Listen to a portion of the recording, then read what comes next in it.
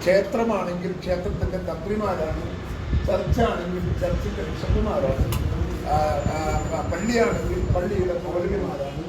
അതിൻ്റെ അവസാനത്തെ വാക്ക് അവരുടെ വാക്കാണ്. അതല്ലാതെ കോടതിക്കതിനകത്ത് ഇടപെടാനും പോലീസിന് ഇടപെടാനും സർക്കാരിന് ഇടപെടാനും സാധിക്കുന്ന ഒരു പൊതു വിഷയമല്ല ഭക്തി, ക്ഷേത്രം, പള്ളി, ചർച്ച്.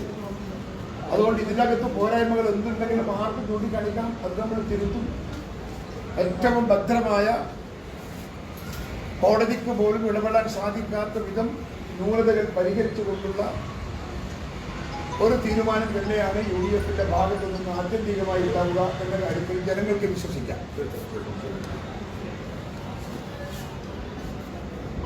മുഖ്യമന്ത്രി വിമർശിച്ചതുമായി ബന്ധപ്പെട്ട് ഒരു ഗൂഢാലോചന നടന്നിട്ടുണ്ട് താങ്കൾക്കെതിരെയുള്ള പരാമർശത്തിൽ എന്ന് പറയുന്നത്. ആ ഗൂഢാലോചന നടന്നിട്ടുണ്ടെന്ന കാര്യത്തിൽ ഇപ്പോൾ ഉറച്ചു നിൽക്കുന്നുണ്ടോ? അങ്ങനെയാണ് ആരാണ് ഈ ഗൂഢാലോചന? ആ വിഷയത്തിലോട്ട് പോകാൻ ഇപ്പൊ താല്പര്യമില്ല. ഓരോന്നിനും അവസാനിപ്പിച്ചു എന്നല്ല അതിന്റെ അർത്ഥം. ഇപ്പൊ താല്പര്യമില്ല. അല്ല, അത്തരത്തിലൊരു വിമർശനം നടത്താൻ പാടില്ലാത്ത ഒരു മനുഷ്യനാണ് പിണറായി വിജയൻ എന്നാണോ? ഒരിക്കലുമില്ല. ഇവിടെ പിണറായി വിജയൻ തന്നെ അംഗീകരിച്ചല്ലോ. അതിന് പരിഹാര നടപടിയായല്ലോ. ഇപ്പൊ ഞാൻ ഉദ്ദേശിച്ചതെന്ന് ഞാൻ പറഞ്ഞല്ലോ, ഫ്ലൈറ്റിൽ അദ്ദേഹം പുനഃപരിശോധിക്കാൻ തീരുമാനിച്ചില്ലേ? നല്ല കാര്യമല്ലേ? 18 കോടി രൂപ ഒരു വർഷം ചെലവഴിച്ചപ്പോൾ ആ ചെലവഴിച്ച ഫ്ലൈറ്റിന് വേണ്ട എന്ന് അദ്ദേഹം മൊത്തത്തിൽ അംഗീകരിച്ചു എന്നാണ് റിപ്പോർട്ട്. അപ്പോൾ എൻ്റെ ഒരു വിമർശനം കൊണ്ട് അങ്ങനെ ഒരു റിസൾട്ട് കേരളത്തിൽ ഉണ്ടായില്ലേ? പൊതുഖജനാവിലെ 18 കോടി ലാഭിക്കാൻ സാധിച്ചു എന്നൊരു വലിയ കാര്യമല്ലേ? അതിനുമപ്പുറത്ത് ആ വിവാദം പെട്ടെന്ന് ഒതുക്കാൻ മുഖ്യമന്ത്രി തന്നെ ഇടപെട്ട് സംസാരിച്ചത് അദ്ദേഹത്തിന്റെ രാഷ്ട്രീയ തന്ത്രത്വമാണ്. അത്തരം ഒരു ബോധം APCCക്കോ അല്ലെങ്കിൽ കോൺഗ്രസ് നേതാക്കൾക്കും പോലും ഉണ്ടാകുന്നില്ലല്ലോ. ഇപ്പോഴും അങ്ങേക്കുള്ള ആൾക്കാരെ വിമർശിച്ചത് വലിയ തെറ്റായിട്ടാണോ? ഇല്ല, ഇപ്പോഴങ്ങനെ പ്രചരണമില്ല. ആ പ്രചരണം 2 ദിവസത്തെ ആയുസേ ഉണ്ടായിട്ടുള്ളൂ. 2 ദിവസത്തെ ആയുസ് കൊണ്ട് എല്ലാ ആളുകളും തിരുത്തിയെന്ന് മാത്രമല്ല, നിങ്ങൾക്കറിയാലോ പാർട്ടി പ്രവർത്തകന്മാരുടെ വികാരങ്ങൾ ഏഷ്യാനെറ്റ് നടത്തിയ സർവേ നിങ്ങളൊക്കെ മുമ്പിലുണ്ടല്ലോ. ഇത്രയൊക്കെ ആയിട്ടും കേരളത്തിലെ കോൺഗ്രസിന്റെ അനുഭാവമുള്ള 87% ആളുകൾ എൻ്റെ നിലപാടിനെ അംഗീകരിച്ചു എന്ന് പറയുമ്പോൾ ഞാൻ എടുത്ത ഒരു നടപടിയും എടുത്ത തീരുമാനവും ശരിയാണെന്നതിൻ്റെ ഏറ്റവും വലിയ റെക്കോർഡല്ലേ? ആ അഭിപ്രായമൊന്നും എനിക്കില്ല. വ്യക്തികളുടെ കുറ്റങ്ങൾ പാർട്ടിയുടെ കുറ്റങ്ങളായി കാണാൻ എനിക്കൊട്ട് താല്പര്യമില്ല. ഞാനൊരു മഹത്തായ രാഷ്ട്രീയ പ്രസ്ഥാനത്തിന്റെ ഭാഗമാണ്. ആ പ്രസ്ഥാനത്തിന്റെ അസ്തിത്വമാണ് എൻ്റെ ലക്ഷ്യം. ആ ലക്ഷ്യത്തിലേക്ക് തുഴയാൻ ഒരു പ്രതിസന്ധിയും ഒരു പ്രതിബന്ധവും എനിക്കൊരു പ്രശ്നമല്ല. ഞാൻ അതിനെയൊക്കെ മറികടന്ന് മുമ്പോട്ട് പോകും. അതിനകത്ത് വിമർശിക്കുന്നവരുണ്ടാകാം, സ്വാഗതം ചെയ്യുന്നവരുണ്ടാകാം, അനുകൂലിക്കുന്നവരുണ്ടാകാം, എതിർക്കുന്നവരുണ്ടാകാം. ഒരു ജനാധിപത്യ പാർട്ടിക്കകത്ത് അതൊക്കെ സ്വാഭാവികമാണ്. പക്ഷെ അതൊന്നും എൻ്റെ പ്രവർത്തനത്തെയോ എൻ്റെ വിശ്വാസത്തെയോ ബാധിക്കില്ല എന്നതാണ് യാതൊരു. തുടർന്നോട്ടെ. അല്ല, ഞാൻ പറയേണ്ടതല്ല, ഞാൻ പറയേണ്ട കാര്യം അത് വിമർശനമായിട്ട് എന്തിനാണ് കാണുന്നത്? ഞാൻ പറയേണ്ടുന്ന കാര്യങ്ങൾ തുറന്ന് പാർട്ടിക്കകത്തും അകത്ത് പറയേണ്ടത് അകത്ത് പറയും, പുറത്ത് പറയേണ്ടത് പുറത്ത് പറയും. അതിനുള്ള സ്വാതന്ത്ര്യമൊക്കെ പാർട്ടിക്കകത്ത് കോൺഗ്രസിൻ്റെ എല്ലാ നേതാക്കന്മാർക്കും ഇന്നലെയും ഇന്നും അനുഭവിക്കുന്നതാണ്. ജനാധിപത്യ പാർട്ടിക്കകത്ത് ഉൾപാർട്ടി ജനാധിപത്യം ഉണ്ടാവും, അഭിപ്രായ സ്വാതന്ത്ര്യം ഉണ്ടാവും. അത് നമുക്കത്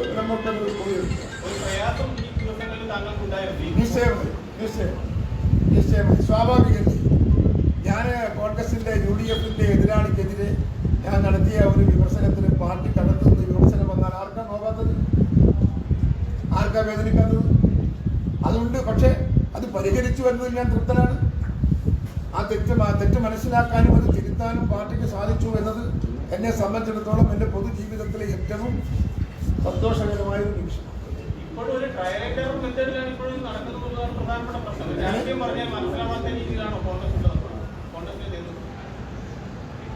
അങ്ങനെയൊക്കെ ചോദിച്ചാൽ ഞാൻ ബുദ്ധിമുട്ടി.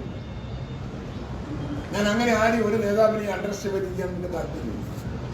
ഓരോ ആളുകൾക്ക് ഓരോ വിഷയത്തിൽ അവരുടെ കാഴ്ചപ്പാടുണ്ടാകാം. Whether it is right or wrong, അത് അവസാനം പാർട്ടി തീരുമാനിക്കുന്നത്.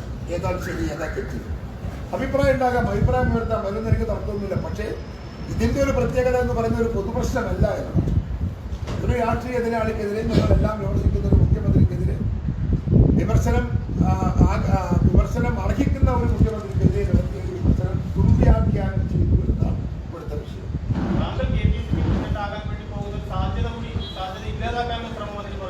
ഞാൻ നിങ്ങളുടെ പറഞ്ഞിട്ടുണ്ട്, ഞാൻ അത് നോക്കി ഒരു രാഷ്ട്രീയ പ്രയാണം നടത്തുന്ന ആളല്ല. ഏത് വിഷയത്തിലും എനിക്ക് പറയാനുള്ളത് തുറന്നു പറയും. അതൊക്കെ എൻ്റെ KPCC അധ്യക്ഷ സ്ഥാനത്തിന് തടസ്സമാകുമെങ്കിൽ എനിക്കത് ദുഃഖമില്ല.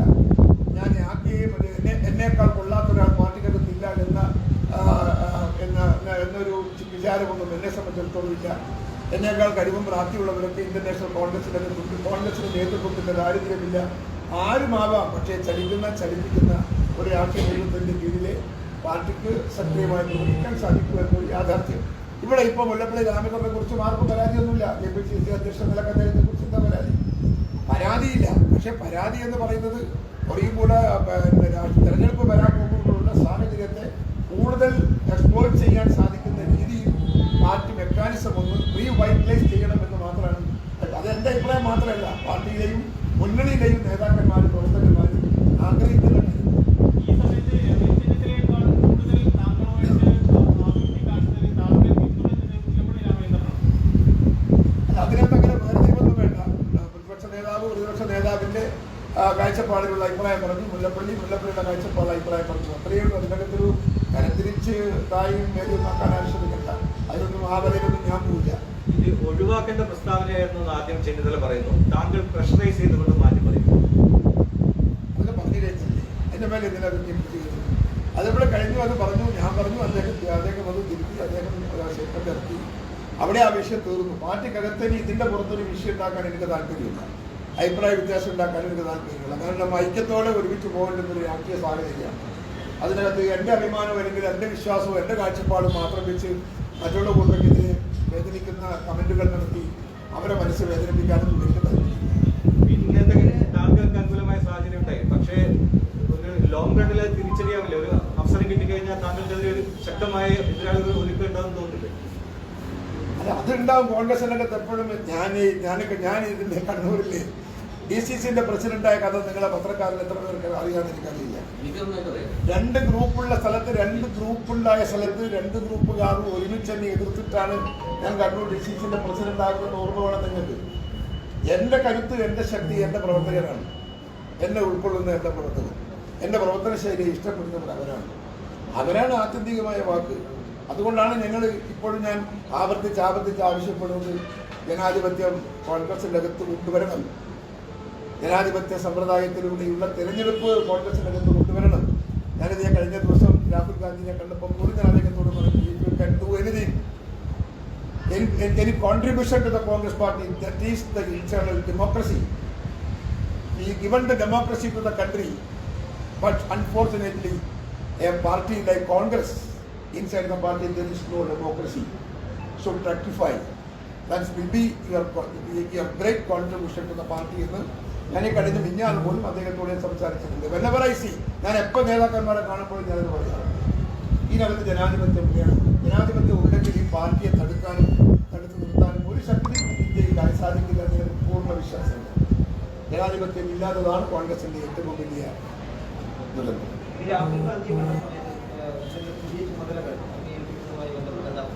പുതിയ എനിക്കിപ്പം തന്നെ ചുമതല ഉണ്ടല്ലോ. പിന്നെ പുതിയ ചുമതലയുടെ കാര്യം സംസാരിക്കേണ്ടത്. ഞാനിപ്പോൾ വർക്കിംഗ് പ്രസിഡന്റാണ്. എനിക്ക് അതിൻ്റെതായ വർക്ക് ചെയ്യാനുള്ള എല്ലാ സ്വാതന്ത്ര്യങ്ങളും പാർട്ടിക്കകത്തുണ്ട്. ഏത് പ്രവർത്തനം എടുക്കാനുള്ള പിന്നെ ചുമതല ഏൽപ്പിക്കാനുള്ള അവകാശം KPCC അധ്യക്ഷനുണ്ട്. അത് ഏറ്റെടുക്കാനുള്ള മനസ്സെനിക്കുണ്ട്. അതിനൊന്നും ഇവിടെ ഒരു തടസ്സമില്ലല്ലോ. എനിക്ക് പ്രവർത്തിക്കാൻ സ്വാതന്ത്ര്യമില്ലാന്നൊന്നും ഞാനൊരു പരാതിപ്പെട്ടില്ലല്ലോ. KPCC അധ്യക്ഷനാകുന്നതിന് കേരളത്തിലെ ഏതെങ്കിലും നേതാവ് തടസ്സമായി? അതെല്ലാം പാർട്ടിക്കകത്തുള്ള കാര്യമാണ്. അതൊന്നും ഇങ്ങനെ പത്രസമ്മേളനത്തിൽ പറയുന്ന കാര്യമല്ല. അതൊക്കെ ഞങ്ങൾ ആഭ്യന്തര കാര്യമാണ്. അത് അകത്ത് വെച്ച് നിങ്ങൾ സംസാരിക്കും. കണ്ണൂരിൽ നിന്നുള്ള നേതാവാണോ അങ്ങനെ തടസ്സമായത്?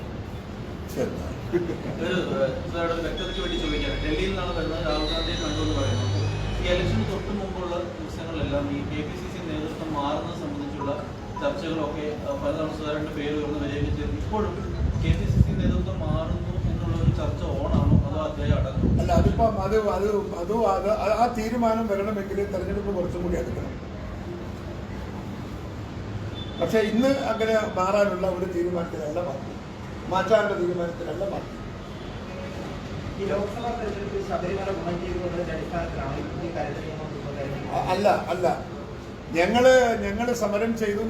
ഞാനൊക്കെ അറിയാലോ, നിങ്ങൾക്ക് വിശ്വാസ സംരക്ഷണ യാത്രയൊക്കെ നടത്തി. ഞാൻ ഈ ശബരിമല വിഷയത്തിനകത്ത് വളരെ സക്രിയമായ ഒരാളാണ്. ഒരുപക്ഷെ കോൺഗ്രസിനകത്ത് ഞാനാണ് ആദ്യത്തെ സുപ്രീം കോടതിയുടെ വിധിക്കെതിരെ ഞാനാണ് ആദ്യത്തെ പിടിപൊട്ടിച്ചത് കണ്ണൂരിൽ. നിങ്ങൾക്കറിയാം. അതിനുശേഷമാണ് ബാക്കിയുള്ള ആളുകളും ആ വഴിയിലേക്ക് വന്നത്. ശബരിമല നമ്മുടെ നാട്ടിലെ ഭക്തജനങ്ങൾ, അതിന് ഭക്തജനങ്ങൾ എന്ന് പറയുമ്പോൾ രാഷ്ട്രീയമില്ല. CPM പഴയ CPM അല്ല. CPM-നകത്തും ആയിരക്കണക്കിന് ഭക്തജനങ്ങളുണ്ട്. ആ ഭക്തജനങ്ങളിലെയൊക്കെ വിചാരങ്ങളുടെ സംരക്ഷണമാണ് നമ്മുടെ ലക്ഷ്യം. അപ്പൊ നമ്മെ സംബന്ധിച്ചിടത്തോളം ഞങ്ങൾ അന്ന് നടത്തിയ നമ്മുടെ സമരങ്ങളും പ്രചരണങ്ങളും ഒക്കെ ആ പ്രചരണം സാധൂകരിക്കണമെങ്കിൽ ഞങ്ങൾക്ക് പ്രചരണം ഒക്കെ നടത്തിയിട്ടും ഭരണഘടന ഭേദഗതി ചെയ്യാൻ സാധിക്കുന്ന കേന്ദ്ര ഗവൺമെന്റ് സമരമുഖത്ത് ഇടതുപക്ഷ സർക്കാരിനെ വിമർശിച്ച് സമരം ചെയ്തെങ്കിൽ പോലും അത് തിരുത്താനുള്ള ഭരണഘടനാപരമായ നടപടി ഇതുവരെ കേന്ദ്രം കയ്യിൽ ഉണ്ടായിട്ട് പോലും BJPക്ക് സാധിച്ചിട്ടില്ല. അത് മനസ്സിലാക്കണം. നിങ്ങൾക്ക് ഇടതുപക്ഷോട്ട് ചെയ്തില്ല. ഇടതുപക്ഷം നമ്മൾ കൊടുത്ത അഫിഡവിറ്റ് മാറ്റി അവരുടെ പുതിയ അഫിഡവിറ്റ് കൊടുത്തപ്പോൾ ഭക്തജനങ്ങളും വിചാരങ്ങളും കോടതിക്കും പോലീസിനും സർക്കാരിനും വിധേയമാകുന്ന നടപടിയിലേക്കാണ് അവർ പോയത്. മറിച്ചത് തിരികെ കൊണ്ടുവരാൻ നമ്മൾ ചെയ്യുന്ന പ്രവൃത്തിയാണിത്. അതിനകത്ത് പോരായ്മകൾ ഉണ്ടാകാം, അത് തിരുത്താം. ശബരിമല വിധിയെ ആദ്യം സ്വാഗതം ചെയ്ത AICC ആണ്. അതിനെ ട്വീറ്റ് ഉണ്ട്. ശബരിമല വിധിയെ സ്വാഗതം ചെയ്തുകൊണ്ട് AICC ഞാൻ പറഞ്ഞ മനസ്സിലായില്ലേ നൗഫലിന്? കോൺഗ്രസിന്റെ ഒരു വലിയ നേതൃത്വം അത് ആദ്യം അങ്ങനെയായിരുന്നു. ഹൈക്കോടതി സുപ്രീം കോടതി വിധിക്ക് അനുകൂലമായിരുന്നു. അത് തിരുത്തിക്കൊണ്ടുള്ള പ്രസ്താവന വന്നത് ആദ്യം എന്റെ വായിൽ നിന്നാണ്. ഞാനെടുത്തൊരു സ്റ്റാൻഡാണ്. ആ സ്റ്റാൻഡിന്റെ ശേഷമാണ് നമ്മുടെ ഭാഗത്ത് സംസ്ഥാന തലത്തിലും കേന്ദ്രത്തിലും ഒക്കെ മാറ്റം വന്നതിന് ശേഷമാണ്. അതെന്റെ പവറായിട്ടല്ല പറയുന്നത്. അതെന്റെ പവറായിട്ടോ എന്റെ വലിയ ഇതായിട്ടല്ലേ പറയുന്നല്ല. അങ്ങനെ തെറ്റിദ്ധരിക്കണ്ട. അതിന്റെ വിധിയുടെ പകർപ്പും കോപ്പിയും കിട്ടിയപ്പോഴാണ് ആ വിധിക്കകത്തുള്ള പൊള്ളത്തരത്തെ കുറിച്ച് പലർക്കും ബോധ്യം വന്നത് എന്നാണ് സത്യം. ഭരണഘടനാ ബെഞ്ചിന്റെ പരിഗണനയിലുള്ള ഒരു കേസ് അത് നിയമനിർമ്മാണം സാധ്യമാണ്. ഭരണഘടനാ ബെഞ്ച് തന്നെ നിയമനിർമ്മാണം നടത്തിയിട്ടുണ്ടാക്കിയതല്ലേ. അപ്പൊ നിയമനിർമ്മാണം നടത്തുന്ന ഒരു സഭക്കും അതോറിറ്റിക്കും അവരെന്ത് ചെയ്യാനും എന്ത് മാറ്റാനും അവരെ തിരുത്താനും ഒക്കെ അധികാരം ഉണ്ടാവില്ലേ? പാർലമെന്റൊക്കെ ഉന്നയിച്ചിട്ടുണ്ട്.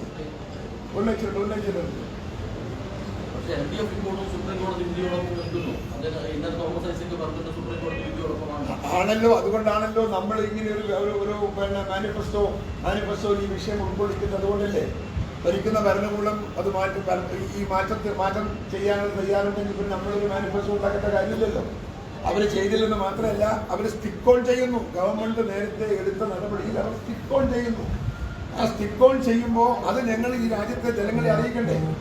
അത് ജനങ്ങളെ അറിയിക്കണമെങ്കിൽ നമ്മളെന്ത് വേണം? ഞങ്ങൾ വന്നാൽ എന്ത് ചെയ്യുമെന്ന് ജനങ്ങളോട് പറയണ്ടേ? ഒരു തെരഞ്ഞെടുപ്പ് മുഖത്ത് നിൽക്കുമ്പോൾ നമ്മൾ എന്ത് ചെയ്യാൻ പോകുന്നു? നമ്മൾ ശബരിമലയിൽ ഈ നടപടിക്ക് ഇപ്പോഴത്തെ കോടതി വിധി അംഗീകരിച്ചു പോകുന്ന സംസ്ഥാന ഭരണകൂടത്തെയും കേന്ദ്ര ഭരണകൂടത്തെയും വിമർശിക്കുമ്പോൾ നിങ്ങൾ അധികാരത്തിൽ വന്നാൽ എന്ന് ജനം സ്വാഭാവികമായി ചോദിക്കൂലേ? ആ ചോദ്യത്തിന്റെ ഉത്തരമാണ് നമ്മുടെ ഈ കണ്ടത്.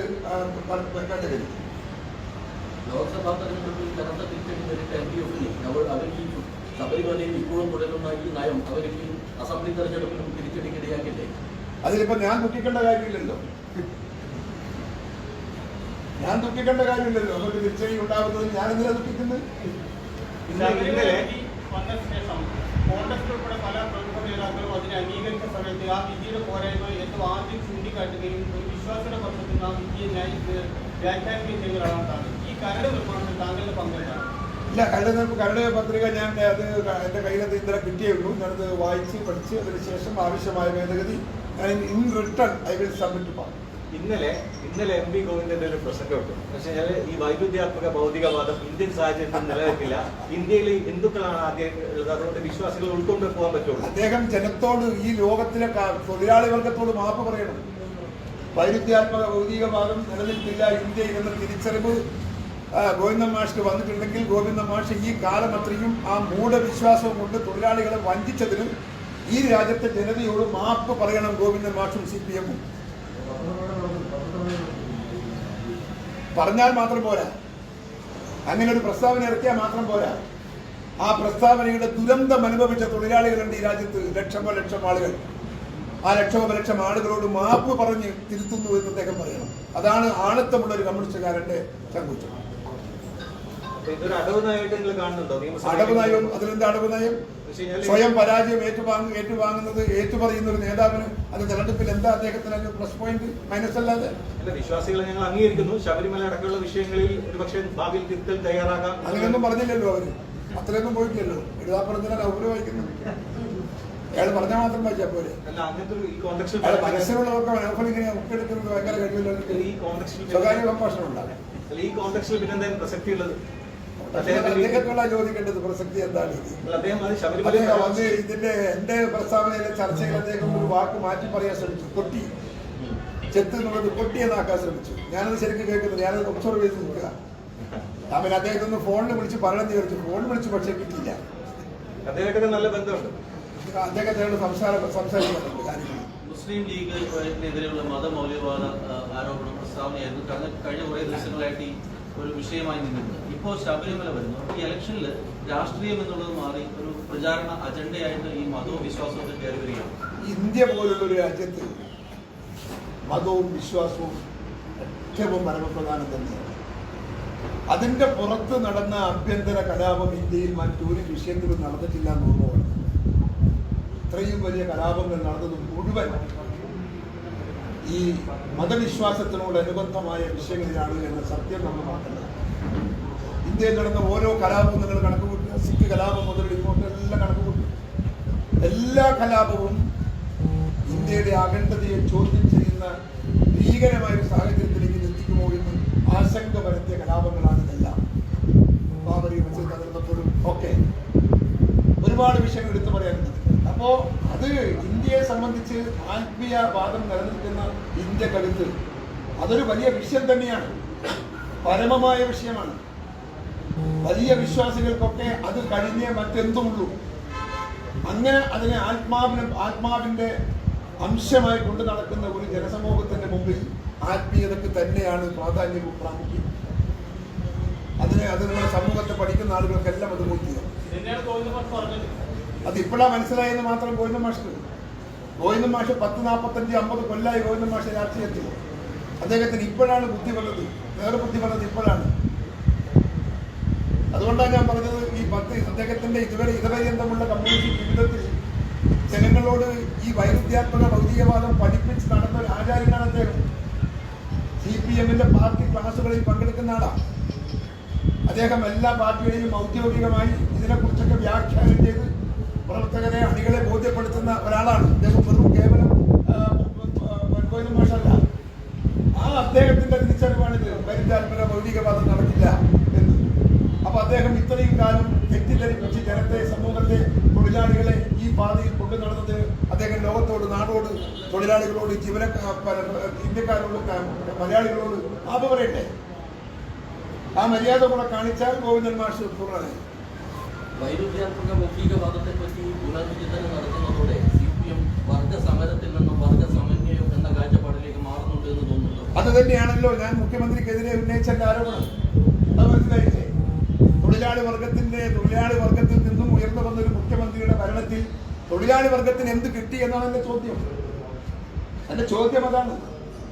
ഒരു തൊഴിലാളി വർഗത്തിന്റെ പ്രതിനിധിയായി കേരളം ഭരിക്കുന്ന മുഖ്യമന്ത്രി 18 കോടി രൂപ ചിലവഴിച്ച് വിമാനത്തിൽ പറക്കുന്നതിനെ കുറിച്ചാണ് എന്റെ വിഷയം. അദ്ദേഹം അത് തിരുത്താൻ തീരുമാനിച്ചില്ലേ?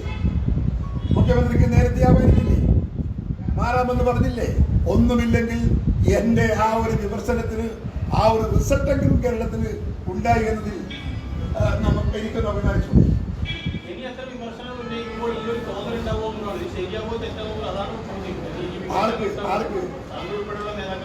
അല്ല, എനിക്ക് എന്റേതായ അഭിപ്രായം, എനിക്ക് സംശയമൊന്നുമില്ല. ഞാൻ സംശയമില്ലാത്ത കാര്യങ്ങളിൽ നിങ്ങളോട് പറയും. സംശയമുള്ളത് നിങ്ങളൊക്കെ പറയുന്നില്ലല്ലോ. നിങ്ങൾ പലതും ചോദിച്ചോളൂ, ഞാനതിന് മറുപടി പറഞ്ഞില്ലല്ലോ.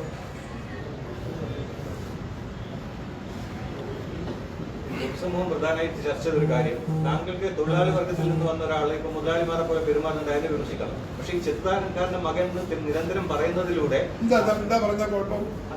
ഞാൻ ചോദിക്കുന്നത് നിങ്ങൾക്ക് എന്തിനായി ബേജാറ്? ഇപ്പൊ മുഖ്യമന്ത്രി തന്നെ അത് സ്വയം സംബന്ധിച്ചു അഭിമാനമാണെന്നാണ് പറഞ്ഞത്. ഞാനും അത് തന്നെയാണ് മാധ്യമങ്ങളോട് പറഞ്ഞത്. കക്കൂസ് പണിയെടുക്കുന്ന ഒരു ജോലി എടുത്ത് ജീവിക്കുന്ന ഒരു തൊഴിലാളിക്ക് ജോലി അഭിമാനമാണ്. ഏത് തൊഴിലായാലും അധ്വാനിച്ച് ജീവിക്കുക, ഏത് തൊഴിലെടുത്ത് ജീവിക്കുക, അതിനേക്കാളേറെ ഒരു വ്യക്തിക്കുള്ള അഭിമാനം എന്താ? അതിലെന്താ ദുരഭിമാനത്തിന് അടിസ്ഥാനം? എന്തിനാ ദുരഭിമാനം അതിന്? പക്ഷെ മുഖ്യമന്ത്രി എന്തേ ഇത്ര താമസിച്ചത് എന്നൊരു ചോദ്യമുണ്ട്. ഞാൻ ചൊവ്വാഴ്ച പറഞ്ഞ എൻ്റെ പ്രസംഗത്തിന്, ചൊവ്വാഴ്ച തന്നെ ചാനലിൽ വന്നൊരു പ്രസംഗത്തിന് CPM-കാർ മറുപടി പറയുന്നത് വ്യാഴാഴ്ചയാണ്. അത് ഓർക്കണം നിങ്ങൾ. ആനത്തലവട്ടം ആനന്ദനാണ് ആദ്യത്തെ പ്രതികരണം നടത്തിയത് വ്യാഴാഴ്ചയാണ്. മുഖ്യമന്ത്രി പറഞ്ഞത് വെള്ളിയാഴ്ചയാണ്. അപ്പോ ഇത്ര താമസം വേണമായിരുന്നോ ഞാൻ ഈ പറഞ്ഞ കാര്യത്തിൽ എത്ര സത്യം ഉൾക്കൊള്ളാൻ? അതാ ചോദ്യം. ഈ ഷാനിമോൾ ഉസ്മാനെ കോൺഗ്രസ് അണികളിൽ നിന്ന് വലിയ സൈബർ ആക്രമണം നേരിടുന്നു. അതൊക്കെ മൂടി ഞാൻ ഷാനിമോൾ ഉസ്മാനെ കുറിച്ചൊന്നും പരാമർശിക്കാനുള്ള താല്പര്യമില്ല. അങ്ങനെയല്ല, നിങ്ങൾ അണികൾക്ക് നിങ്ങൾ ഫ്രീ ഹാൻഡ് കൊടുക്കുകയാണോ? എന്ത് വേണമെങ്കിൽ പറഞ്ഞെന്നുള്ളത് ഞാൻ എഴുതി കൊടുത്തിരുന്നു. അവരത് കത്തയച്ചിട്ട് പോസ്റ്റ് കാർഡിന്റെ ഓഫീസിൽ ഇങ്ങനെ പോയിക്കൊണ്ടിരിക്കുന്നത് പാർട്ടി പ്രവർത്തകർക്ക് ഷാനിമോൾ ഉസ്മാനെ പറഞ്ഞോളും, ഷാനി ഉസ്മാനെ പറഞ്ഞു പറയുന്നത് ഒരു ആഹ്വാനം നൽകാല്ല, താങ്കളുടെ പാർട്ടി നേതാവല്ലേ? അങ്ങനെ ആരും ഇപ്പൊ പറയുന്നില്ല. അതെല്ലാം അന്നത്തെ ഒരു വികാരത്തിന്, ഷാനിമോൾ ഉസ്മാൻ പറഞ്ഞ ഒരു വികാരത്തിന് ആളുകൾ പ്രതികരിച്ചിട്ടുണ്ടാവും. അതൊരു സ്വാഭാവികമായ പ്രതികരണം.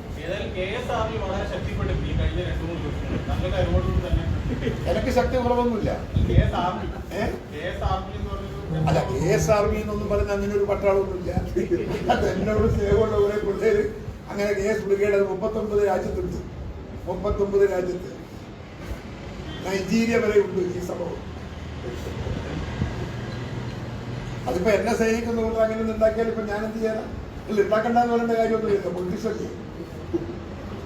അസംബ്ലി ഇലക്ഷന്റെ കാര്യത്തിൽ എങ്ങനെയുണ്ട്?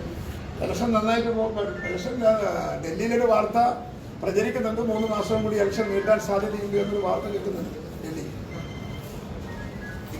കിട്ടുമെന്നറിയില്ല. നീട്ടാൻ സാധ്യതയുണ്ടെന്ന് പറയുന്നു. നീട്ടിയാലും നീട്ടിയില്ലെങ്കിലും ഞങ്ങളെ സംബന്ധിച്ച് ഇടതുപക്ഷ സർക്കാരിനെതിരെ ആഞ്ഞടിക്കാനുള്ള എല്ലാ രാഷ്ട്രീയ ആയുധങ്ങളും ഞങ്ങളെ പണിപ്പുരയിൽ, ഞങ്ങൾ ആയുധപ്പുരയിൽ സജ്ജമാണ്. കണ്ണൂരും അഴീക്കോടും തമ്മിൽ വെച്ചുമാറുന്നുണ്ടോ ലീഗും കോൺഗ്രസും? അത് പത്രം നിങ്ങളെ വിളിച്ച് പറയും അങ്ങനെ ഒരു തീരുമാനം വന്നാൽ. ഇപ്പം തീരുമാനമില്ല. അതുപോലെ മുഖ്യമന്ത്രിക്കെതിരെ ഈ അക്രമ രാഷ്ട്രീയത്തിന്റെ ഇരകളുടെ കുടുംബത്തിൽ ആരെങ്കിലും മത്സരിപ്പിക്കാനുള്ള രാഷ്ട്രീയ തീരുമാനം ആലോചിക്കുന്നുണ്ട്. രാഷ്ട്രീയ തീരുമാനമൊക്കെ അങ്ങനെ പലതും ഉണ്ടാകും. അതൊക്കെ ഒരു പൊളിറ്റിക്കൽ സീക്രസി അല്ലേ. അതിങ്ങനെ മാധ്യമങ്ങളിൽ വിളമ്പേണ്ട കാര്യമാണ്, അല്ലല്ലോ. ഈ മലയോര മേഖലയിലുണ്ട് കോൺഗ്രസിനിടയിലുള്ള പ്രശ്നങ്ങളൊക്കെ പറഞ്ഞു തീർക്കും. നമ്മളെ കണ്ണൂർ ജില്ലയിലുള്ള എല്ലാ ആഭ്യന്തര പ്രശ്നങ്ങളും ഞാൻ തന്നെ നേരിട്ട് ഇടപെട്ട് എല്ലാ പ്രശ്നങ്ങൾക്കും പരിഹാരം കണ്ടിട്ടുണ്ട്. ഇനി 2 നിയോജക മണ്ഡലം മാത്രമേ ബാക്കിയുള്ളൂ. അത് ഞാൻ നാളെയും മറ്റന്നാളും ചെറിയ ചെറിയ പ്രശ്നങ്ങൾ ജനാധിപത്യ പാർട്ടിക്കകത്ത് സ്വാഭാവികമാണ്. കോൺഗ്രസിനെ പോലത്തെ ഒരു പാർട്ടിക്കകത്ത് ഇല്ല. CPM ഉം BJP ഒന്നും അല്ലല്ലോ. BJP വേടർ പാർട്ടി എന്ന് പറയുന്നത്. BJP അകത്ത് നടക്കുന്ന അധ്യക്ഷ വ്യത്യാസം എത്രയാണ്? CPM-ന്റെ അകത്തില്ലേ, പുറത്തു വരുന്നില്ല എന്നല്ലേ ഉള്ളൂ. അകത്ത് വലിയ കലാപില്ലേ. എന്തെല്ലാം കലാപുണ്ട്. എന്താ അപ്പോൾ പി ജയരാജനെ മത്സരിപ്പിക്കും എന്നാരും പറയാത്തത്? ഈ ജയരാജന് എന്താ നേതൃസ്ഥാനത്ത് എത്തിക്കാത്തത്? അല്ലെങ്കിൽ ഒരു നല്ല ജനപിന്തുണ നേതാവില്ലേ? അപ്പോൾ അഭിപ്രായ വ്യത്യാസമൊക്കെ എല്ലാ പാർട്ടികൾക്കും ഉണ്ട്. അപ്പോൾ ജനാധിപത്യ പാർട്ടിക്കകത്ത് ആ അഭിപ്രായ വ്യത്യാസം പുറത്തു വരും. കേഡർ പാർട്ടിക്കകത്ത് അഭിപ്രായ വ്യത്യാസം പുറത്തു വരില്ല. അത്ര വ്യത്യാസമുണ്ട്. അതുപോലെ നിലവിലെ വേറൊരു കാര്യം എന്ന് പറയുന്നത് കേരള ബാങ്കിലേക്ക് നേരത്തെ ഡെയിലി വേജസിൽ എടുത്ത യാതൊരു തെരഞ്ഞെടുപ്പ് പ്രക്രിയയും നടത്താതെ നേരിട്ട് നിശ്ചയിച്ച 1856 ആളുകളെ പെർമനന്റ് ചെയ്യാൻ പോകുന്നു എന്നൊരു വാർത്ത പുറത്തു വന്നിരിക്കുന്നു. ഈ ആളുകളൊക്കെ ഇടതുപക്ഷത്തിന്റെ ക്രിമിനൽ ഗുണ്ടകളാണ്. ഒരു നിയമനത്തിന്റെ പ്രാഥമികമായ ഒരു കാര്യവും നിർവഹിക്കാതെ ഡെയിലി വേജസിലെടുത്തവരെ ആയിരക്കണക്കിന് ഉദ്യോഗാർത്ഥികൾ പുറത്ത് ജോലിക്ക് കാത്തിരിക്കുമ്പോൾ അവർക്ക് കിട്ടേണ്ടുന്ന ചാൻസ് നഷ്ടപ്പെടുത്തി പാർട്ടി ഗുണ്ടകൾക്ക് അവസരമുണ്ടാക്കാൻ പോകുന്ന ഇടതുപക്ഷ സർക്കാരിന്റെ നടപടികൾക്കെതിരെ UDF ആഞ്ഞടിക്കും. ഞങ്ങളതൊരു വലിയ വിഷയമാക്കി മാറ്റും. അതുകൊണ്ട് മുഖ്യമന്ത്രിയോട് എനിക്ക് പറയാനുള്ളത്, ഈ തീരുമാനത്തിൽ നിന്ന് ഗവൺമെന്റ് പിന്തിരിയണം. ഇത് തൊഴിൽ രഹിതരോട് കാണിക്കുന്ന ക്രൂരതയാണ്. തൊഴിലവസരം കാത്തിരിക്കുന്ന അഭ്യസ്തവിദ്യരായ ചെറുപ്പക്കാർക്കുള്ള ജോലി നിഷേധമാണ്. ഇത് തികഞ്ഞ പക്ഷപാതപരമായ രാഷ്ട്രീയ തീരുമാനമാണ്. സ്വതന്ത്രമായ ഒരു തീരുമാനമെടുക്കാൻ ഗവൺമെന്റിന് സാധിക്കണം. അർഹതപ്പെട്ടവർക്ക് ജോലി കിട്ടാൻ സാധിക്കുന്ന പ്രക്രിയ, ആ പ്രക്രിയയിലൂടെ മാത്രമേ ഈ ഒഴിവ് നികത്താവൂ എന്ന് ഇടതുപക്ഷ സർക്കാരോട് നിങ്ങൾ ആവശ്യപ്പെട്ടു. MP രാജേഷിന്റെ ഭാര്യയ്ക്ക് കാലിക്കറ്റ് സർവകലാശാലയുടെ നിയമനവുമായി ബന്ധപ്പെട്ട് അവിടെ പ്രധാനപ്പെട്ട 3 പേരുടെ കൃഷി വിദഗ്ധരുടെ മാർക്കറ്റ് അത് മാറ്റിയിട്ടാണ് ഇങ്ങനെ കൊടുക്കുന്നത്. അതിൽ എന്തെങ്കിലും ഇടപെടൽ ഉണ്ടാകുന്ന കോൺഗ്രസ് ആവശ്യമുണ്ട്. അത് ഇടപെട്ടു എന്നുള്ളത് ഉറപ്പല്ലേ? ഇടപെടാണ്ട് പിന്നെ അതിനകത്തുള്ള 3 പേർ എല്ലാ നിബന്ധനകൾക്കും വിരുദ്ധമായാണ് നിയമനം എന്ന് പറഞ്ഞാൽ പിന്നെ അതെന്താ? ഇടതുപക്ഷം ഭരിക്കുമ്പോൾ നടത്തിയൊരു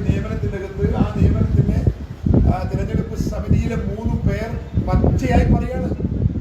ഒരു മാനദണ്ഡമില്ലാതെയാണ് അവർ രജിസ്റ്ററിലേക്ക് വന്നത് എന്ന് പറഞ്ഞാൽ തെറ്റല്ലേ? എത്ര ആളുകൾക്ക്, എത്ര കുടുംബക്കാർക്ക് പിൻവാതിലുള്ള നിയമനം കൊടുത്തു ഈ സർക്കാർ? PSCയെ നോക്കുകുത്തിയാക്കിയൊരു സർക്കാരല്ലേ? അർഹതപ്പെട്ട 10,000-കണക്കിന് ആളുകൾക്ക് തൊഴിലവസരം നിഷേധിച്ചൊരു ഗവൺമെന്റ് അല്ലേ? പാർട്ടിയും ബന്ധുത്വവും നോക്കി നിയമനം കൊടുത്ത ഇതുപോലത്തെ ഒരു സർക്കാർ, ഇടതുപക്ഷ സർക്കാരിൽ വേറൊരു സർക്കാരില്ല, ഇടതുപക്ഷ സർക്കാരിൽ പോലുമില്ല. ഞാൻ ചോദിക്കുന്നത്, ഒരു വ്യവസ്ഥാപിതമായ സംവിധാനങ്ങളെ തകർക്കലാണോ ഒരു ഗവൺമെന്റിന്റെ ലക്ഷ്യം? PSC തകർന്നില്ലേ? കോപ്പി അടിച്ചവർക്ക് റാങ്ക് കിട്ടിയില്ലേ? കോപ്പി അടിച്ചവർക്ക് റാങ്കിലൂടെ ജോലി കൊടുത്തില്ലേ? ഇത്രയും നിർലജ്ജമായ രാഷ്ട്രീയം തെരഞ്ഞെടുപ്പിലും ഉദ്യോഗത്തിലും കാണിക്കുന്ന ഒരു സർക്കാർ ഇവിടെ വേറെ സർക്കാരാണ്. ഏതിനാണ് അവർക്ക് പ്ലസ് പോയിന്റ്? ഒന്നിനും പ്ലസ് പോയിന്റ് ഇല്ലാത്തൊരു ഗവൺമെന്റാണ്. എല്ലാം മൈനസ് പോയിന്റാണ്. ആ മൈനസ് പോയിന്റ് ഓരോന്നായി ഞങ്ങൾ വെളിച്ചത്ത് പുറത്ത് കൊണ്ടുവരാൻ പോവുകയാണ്. തെരഞ്ഞെടുപ്പിന് മുമ്പിൽ ഞങ്ങളുടെ ആയുധം തന്നെ അതാണ്. അവർ നടത്തിയ പ്രവർത്തനങ്ങൾ, ആ പ്രവർത്തനങ്ങൾ മാത്രം വെച്ച് ഈ രാജ്യത്തെ ജനഹിതത്തെ ഞങ്ങൾ അഭിമുഖീകരിക്കും. കഴിഞ്ഞ തളിപ്പറമ്പിലെ UDFന്റെ യാത്രയിൽ 400 പേർക്കെതിരെ പോലീസ് കേസ്. ഇതേ തളിപ്പറമ്പിൽ ആരോഗ്യമന്ത്രി അടക്കം 3 മന്ത്രിമാർ പങ്കെടുത്ത പരിപാടിയിൽ ആൾക്കൂട്ടുണ്ടായിട്ട് നടപടി ഉണ്ടായില്ല. കോൺഗ്രസ് ലീഡർക്ക് പ്രതിഷേധം നടത്താൻ പറ്റാത്തത്. നല്ല പ്രതിഷേധം നടത്തി, അവിടെ നല്ല പോലീസ് സ്റ്റേഷൻ മാർച്ച് നടത്തി, മേലെ മുഖ്യമന്ത്രിയോടും DGPയോടും ഒക്കെ പരാതി പറഞ്ഞു, അന്വേഷിക്കാമെന്ന് DGP പറഞ്ഞു. അന്വേഷണം നടത്തട്ടെ, എന്റെ തീരുമാനം വരട്ടെ, എന്നിട്ട് ബാക്കി ആലോചിക്കാം. ഇവിടെ 2 പൗരന്മാരാണ്, 2 നിയമമാണ്, 2 നിയമം, 2 പൗരന്മാർ. അതിലൊന്നല്ലേ ഞാൻ ഈ പറഞ്ഞത്. സ്വന്തം ആളുകൾക്ക് എന്തും ചെയ്യാൻ, സ്വന്തം ആളുകൾക്ക് എന്ത് വൃത്തികേടിനും കൂട്ടി നിൽക്കാൻ ഭരണത്തെ ദുരുപയോഗം ചെയ്യുന്ന ഇതുപോലത്തെ ഒരു ഗവൺമെന്റ് ലോകത്തിൽ എവിടെയാണ്? അതിൽ ഏറ്റവും പ്രധാനമല്ലേ ഈ ജോലിയുടെ പ്രശ്നം. കേസ് അവിടെ നിൽക്കട്ടെ, കൂട്ടം കൂടിയതിന്റെ കേസ് അവിടെ നിൽക്കട്ടെ, അതൊരു സെക്കൻഡറിയാ. ഇതൊരു അസ്തിത്വത്തിന്റെ പ്രശ്നമല്ലേ? തൊഴിലവസരത്തിന് വേണ്ടി കാത്തിരിക്കുന്ന ലക്ഷക്കണക്കിന് ഉദ്യോഗാർത്ഥികളുടെ അസ്തിത്വത്തിന്റെ പ്രശ്നമല്ലേ? അതിനെയല്ലേ പരസ്യമായി വെല്ലുവിളിച്ച് പരിഹരിച്ച് സ്വന്തക്കാർക്ക് വേണ്ടി ഒത്തുതിരിയാൻ ഭരണത്തെ ദുരുപയോഗം ചെയ്യുന്നത്? ശരിയാണോ? സർക്കാരിന്റെ അവസാന കാലത്ത് ഇലക്ഷൻ തൊട്ട് മുമ്പ് ഇത്രയും കൂട്ടത്തോടെ സ്ഥിര നിയമനം നടത്തുന്നു എന്നുള്ളത് തുടർന്ന് ഉണ്ടാവില്ല എന്ന് സർക്കാർ തന്നെ ഉറപ്പിച്ചത്. ഏതാണ് ഉറപ്പിച്ച മട്ടാണ്? അതവർക്ക് തോന്നിയെന്ന് തോന്നുന്നു എനിക്ക്.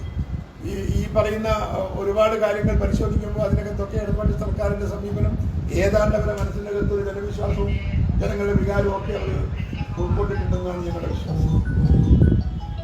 ശരി, വരുന്നില്ല.